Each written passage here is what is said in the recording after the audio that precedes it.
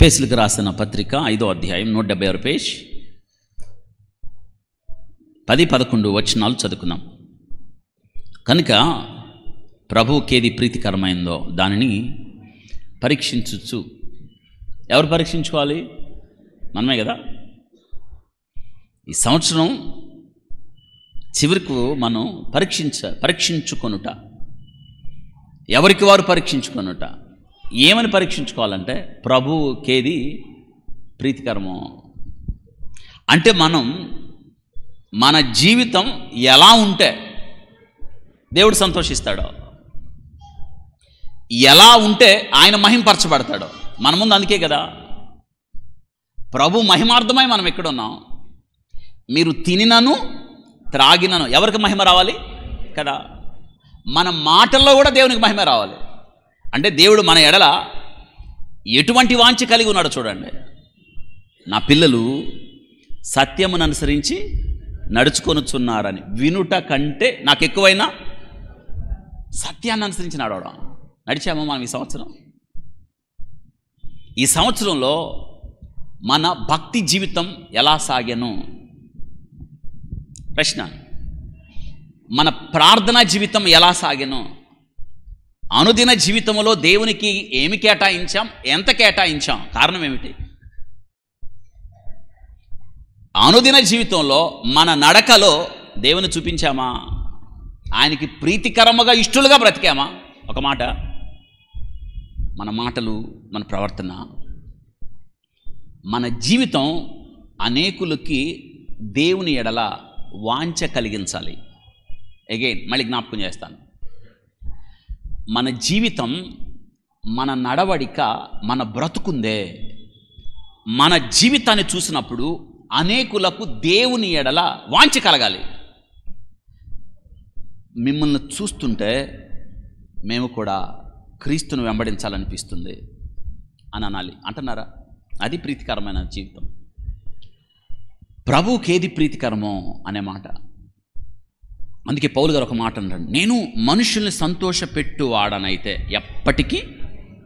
అంటే ఆయన గురి అంతా ఏంటంటే దేవుణ్ణి సంతోషపెట్టాలి. వింటున్నారా?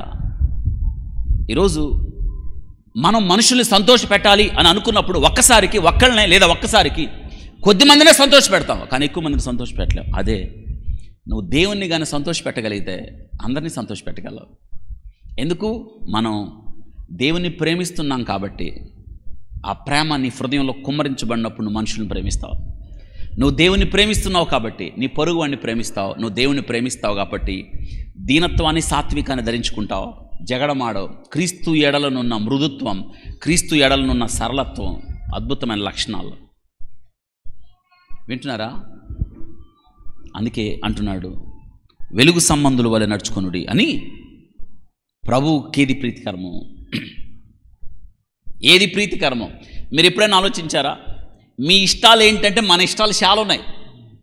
మీకు ఏమేమి ఇష్టం రాస్తాం, ఏమి తినడం అంటే ఇష్టం రాస్తాం, ఏమి ధరించుకోవాలంటే ఇష్టం, ఏ రకం వస్త్రాలు ఇష్టం రాస్తాం, ఎటువంటి ఇల్లు ఇష్టం రాస్తాం, ఎటువంటి కారు ఇష్టం రాస్తాం, లేదా విహార యాత్రలకి ఏ ఊరు, నీకు ఏ ప్రాంతాలు ఇష్టం అని రాస్తాం. మనకు చాలా ఇష్టాలు ఉంటాయి. మన ఇష్టాల గురించి ఆలోచించావు. మరి నిన్ను ప్రేమించి నీ కొరకు ప్రాణం పెట్టిన దేవునికి ఇష్టం ఉంటుందా, ఉండదా? Say yes or no. మరి ఆయన ఇష్టం ఏంటి? ఇది పౌలు గారు చెప్తున్నా. ప్రభువుకి ఏది ప్రీతికరమో. ఇప్పుడు మన ముందు ఏంటంటే పౌలు గారు అన్నాడు, ఇక నుండి ఈ జీవితం, నా జీవితం నా కొరకు కాక, నన్ను ప్రేమించి నా కొరకు ప్రాణం పెట్టి తిరిగి లేచిన క్రీస్తు కొరకు నేను బ్రతుకుతానని.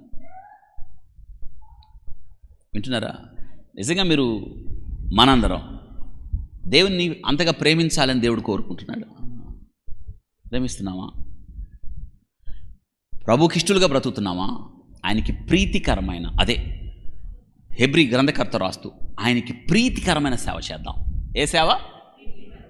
ప్రీతికరమైన సేవ. కాబట్టి 24లో ఆయనకి ఇష్టలుగా బ్రతికారా? ప్రీతికరమైన సేవ చేశారా? ప్రభుకి ఏది ఇష్టమో అది మీరు గుర్తెరిగి ఆ రీతిగా బ్రతికారా?